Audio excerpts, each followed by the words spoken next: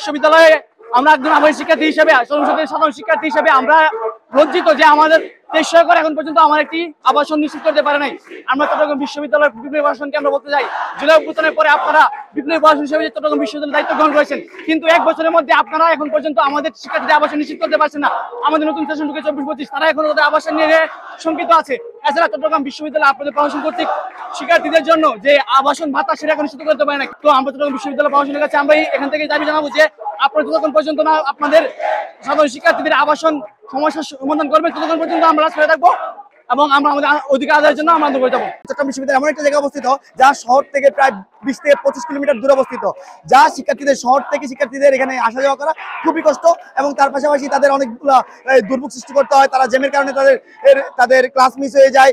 মাঝে মাঝে শাটল নিয়ে দুর্ভোগের কথা না বললেই নয়, শাটলের মাঝে মাঝে লাইন ব্রেক হয়ে যায়, আবার শাটলের শিডিউল ব্রেক হয়ে যায়, যা আমাদের জন্য পড়াশোনা চালিয়ে যাওয়ার জন্য আমাদের খুবই কষ্ট করতে হয়, যারা শহর থেকে আসা যাওয়া করে। জুলাই এর আন্দোলনের পরে আমরা যাদেরকে প্রশাসন হিসেবে বসিয়েছি, তারা চাইলে আমাদের অন্যতম একটা দাবি, শিক্ষার্থীদের ন্যায্য দাবি, প্রথম দাবি হিসেবে তারা আবাসনের নিশ্চিত করার জন্য তারা নতুন আবাসিক হল তারা প্রস্তাব করতে পারত, কিন্তু এই প্রশাসনের কাছ থেকে আমরা এমন কোনো উদ্যোগ আমরা দেখতে পাচ্ছি না।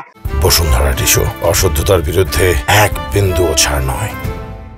আমি 1 বছর থেকে না হলে 3টা হলে প্রবস্থাদের কাছে আমরা ফিনান্সিয়াল প্রবলেম কত কিছু বলেছি। ইভেন আমি অনেক মেয়েদের দেখেছি তারা আসে লাইনে থেকে, আমরা ক্লাস মিস করি, স্যারদেরকে তো আমরা পাইতে হয় প্রবস্থাদের সাথে কথা বলার জন্য, আমরা কখনোই তাদেরকে পাই না। শোনে যে দিব করে আমি 8 বছর ধরে দেখছি যে আমার সাথে আরো কিছু মেয়ে অ্যাপ্লাই করতেছে, তবে ওদের সুপারিশ আছে যে এখানে পরিচিত কোনো ডিসি বা সিনিয়র কোনো ভালো প্রফেসর যারা তাকে লিঙ্ক করে দিচ্ছে। মানে দুর্নীতি স্বচ্ছতা কোথায়? এখানে তো দুর্নীতি রয়ে গেছে না। আমাদের তো কোথায় ছিল যে সবকিছু স্বচ্ছতা আসবে, মেধার ভিত্তিতে সিট দিচ্ছে, ওই সিটটা খুবই সীমিত পরিমাণে। আমাদের ডিপার্টমেন্টের মাত্র 1জন মেয়ে সিট পেয়েছে। আমরা যখন শান্তিপূর্ণ আন্দোলন করতেছি তারা আমাদের কোনো কথা শুনতেছে না, আমরা বাধ্য হয়ে তারাবদ্ধ করেছি যাতে তারা আমাদের কথা শোনে, তারা আমাদের কাছে আসে, আমার দাবিগুলো শোনে।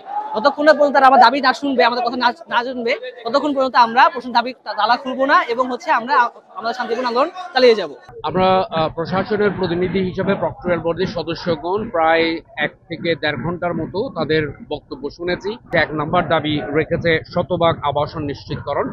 এটা একটা দীর্ঘমেয়াদী প্রক্রিয়া, বাট যৌক্তিক দাবি, কারণ অনেক শিক্ষার্থীর থাকার খাওয়ার ভালো সুব্যবস্থা নাই।